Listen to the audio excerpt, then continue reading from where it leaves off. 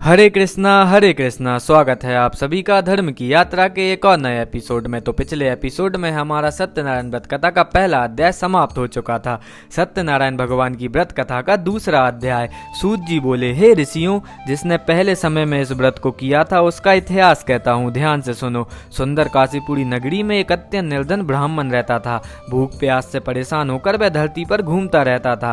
ब्राह्मणों से प्रेम करने वाले भगवान ने एक दिन ब्राह्मण का वेश धारण कर उसके पास जाकर पूछा, हे विप्र, नित्य दुखी होकर तुम पृथ्वी पर क्यों घूमते हो? दीन ब्राह्मण बोला, मैं निर्धन ब्राह्मण हूँ, भिक्षा के लिए धरती पर घूमता हूँ। हे भगवान, यदि आप इसका कोई उपाय जानते हो तो बताइए।